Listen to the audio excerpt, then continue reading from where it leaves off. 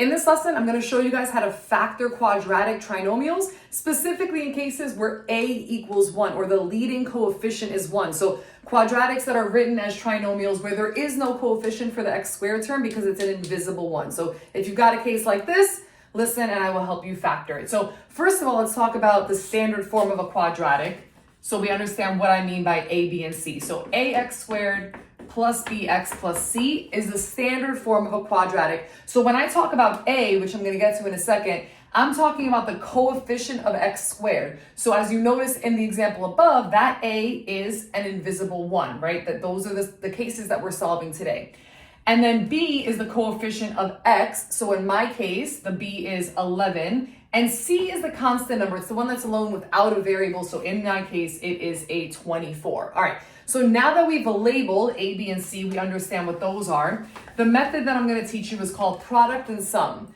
The product is going to be a times c. I'll explain what product and sum mean in a minute. Let's just first work on identifying them. So the product is a times c. However, I just told you that we're only going to work with cases where a is 1. So if a is 1, then 1 times c is just c. So for these cases, our product is just going to be c.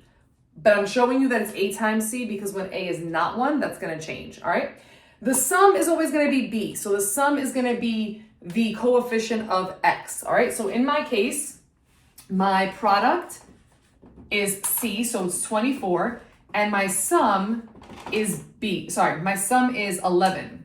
So what this means is that I'm looking for two numbers whose product is 24 and sum is 11. Two numbers that are gonna multiply to give me 24, and those same two numbers are gonna add to give me 11. So you can think for a second, this is the part that becomes kind of like a math puzzle, and you might just be able to figure it out, or you might need to be a little more systematic and write out the different pairs of numbers that work to see which our two factors are gonna be. So I would always start with the product. So if I think of all the factors of 24, right?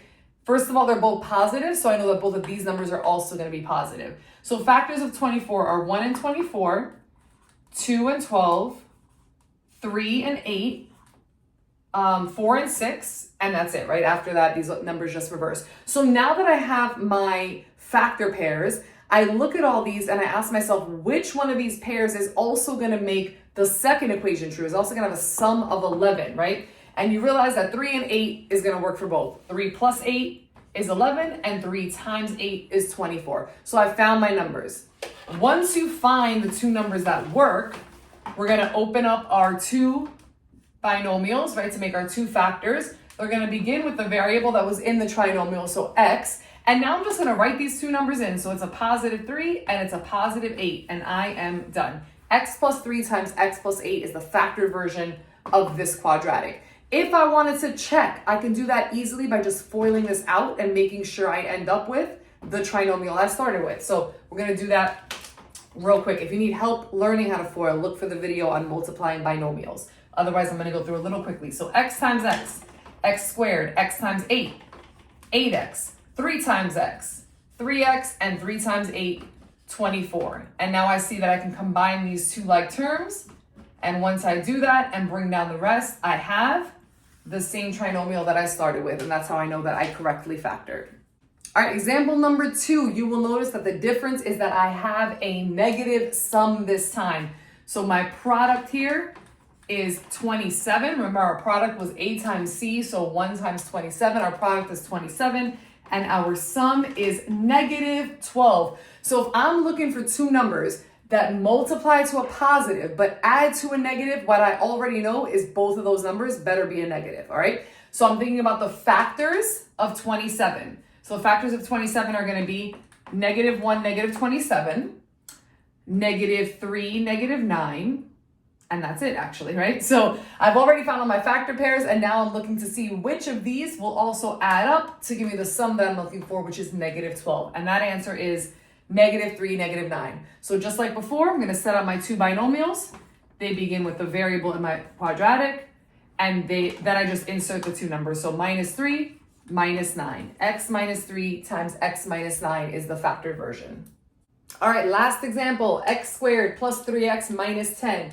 My product this time is negative 10, and my sum is positive 3. So if I'm looking for a product that is negative, then that means that one of the numbers has to be positive and one of the numbers has to be negative. So if we list out our product of 10, our factors of 10, we're gonna have -1 and +10. We're gonna have +1 and -10, -2, +5, and +2, -5. So if it helps you, you can list out all these factors and then add each of the pairs up and see which one gives us our sum. Or you can realize that if I'm gonna get a positive sum, then these two are not an option because I have to have the number with the greater absolute value be the positive one so that when I add them, my sum is positive, okay? But you're welcome to go through all four if you need to do that, all right? So now I look at the two that I have left and I realize that -2 plus +5 is what's gonna give me the sum that I need of 3. So I open those two parentheses to form my binomials. X, it was a -2, so -2, and X plus 5 because it was a +5. And there we go. All right, here's a practice problem for you guys. The answer is in the description of the video, so try it first. See if you got it right. If you did, give me a thumbs up. If you didn't and you need some help, go ahead and leave a comment. I'll see if I can help you find your mistake.